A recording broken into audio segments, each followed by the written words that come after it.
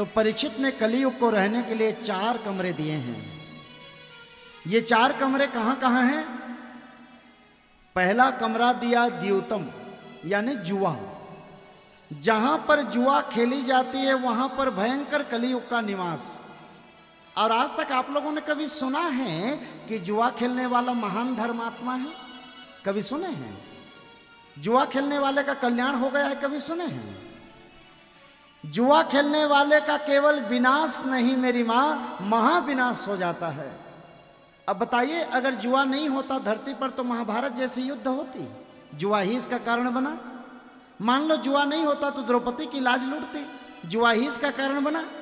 जहां पर जुआ खेली जाती है, मेरा निवेदन है आपसे, वहां पर खेलना तो छोड़िए, जाइए मत, क्योंकि वहां पर भयंकर कलियुग का निवास है। दूसरा स्थान दिया पानम।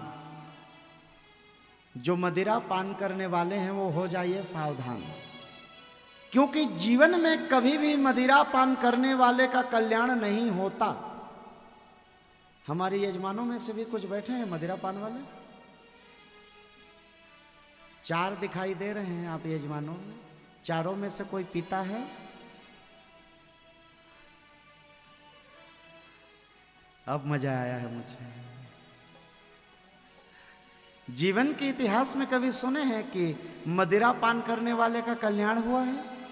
अभी मैं एक जगह कहीं गांव, ऐसा गांव था, मैं कथा गा के घर पहुंचा तो एक मैया जी मेरे पास में आई और कहती हैं, महाराज जी एक प्रश्न पूछने आई हूं। हमने कहा पूछ लीजिए। बोले मेरे पति है ना बहुत पीते हैं, कोई दवाई है क्या आपके पास? हमने कहा मेरे पास दवाई रहती तो संसार वालों को सबसे पहले मैं वही बांटता कि मदिरा पान बंद हो जाए उनका। नहीं माँ, इसके लिए तो दवाई नहीं है। तो उस देवी जी ने मुझे कहा, मैया ने कहा कि महाराज वो मर जाए ऐसा कोई मंत्र है क्या? मैंने कहा ऐसा क्यों पूछ रही हो आप? तो उस मैया ने रोते हुए मुझे कहा, मेरे छोटे छोटे घर में 3 बच्चे हैं, जब इनको पीने का मन करता है, घर में पैसा नहीं रहता तो घर का बर्तन बेच करके पीते हैं। मैं चाहती हूं आप मंत्र पढ़ देते, ये मर जाते तो बच्चों के लिए कम से कम कुछ तो बच जाता। उनकी बात सुन करके ना मुझे बड़ी करुणा आई। बताओ, जिसके घर में कोई पीने वाला है उसकी बीवियां भी प्रार्थना करती हैं भगवान से कि ये निपट जाए, लेकिन बेशर्मों को शर्म भी तो नहीं आती।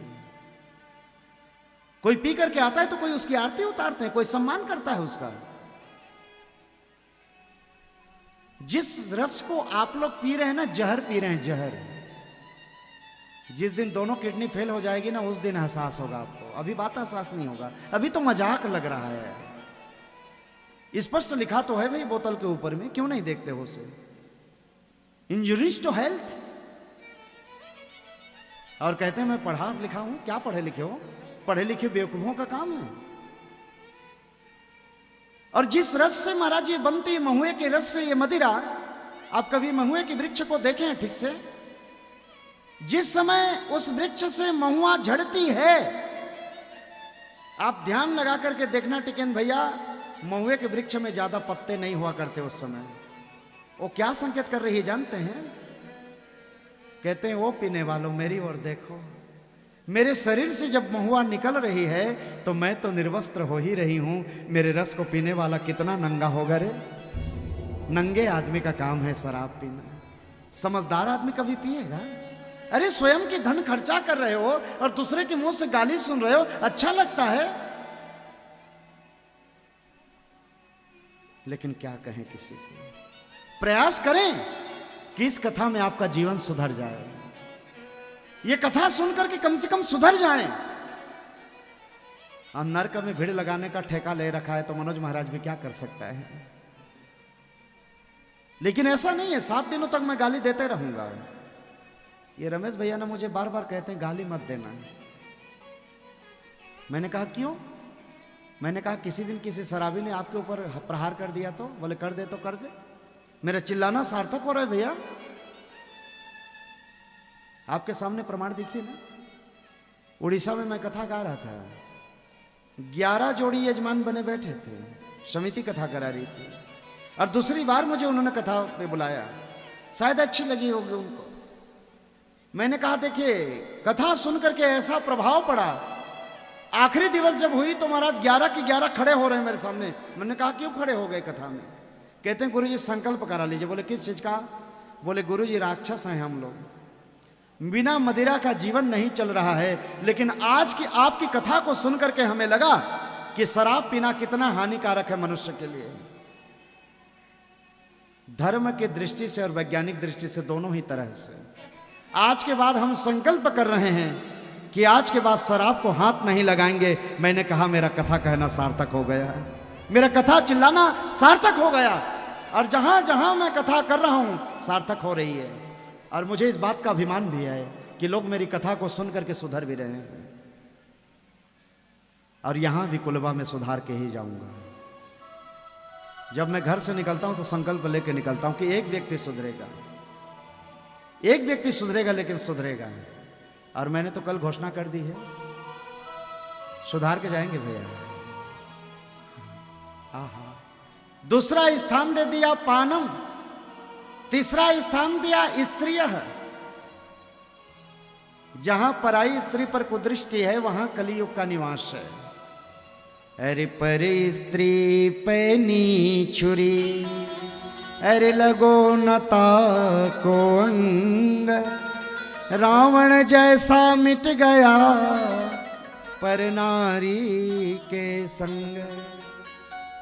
चौथा स्थान दिया है हिंसा। अब ना पीने वालों की बारी समाप्त हो गई, मांस खाने वाले सावधान हो जाइए। कई लोग चिकन प्रेमी बैठे होंगे,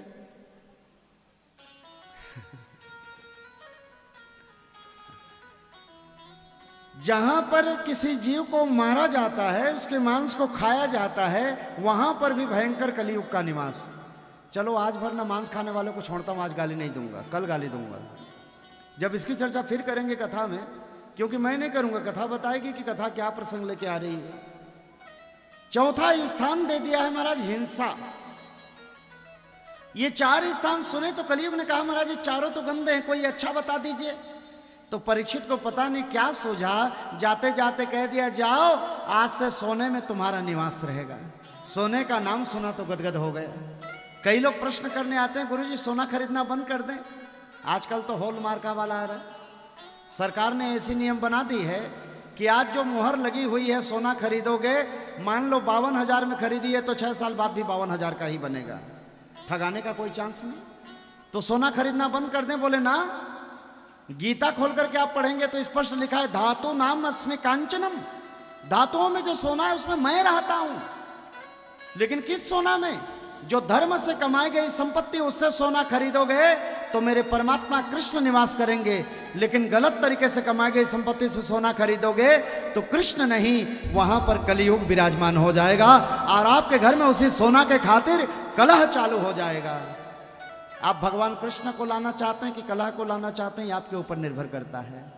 आहा, जैसे सोने का नाम सुना, परीक्षित ने जो मुकुट पहन रखी थी उसी मुकुट पर जाकर के कलियुग बैठ गया।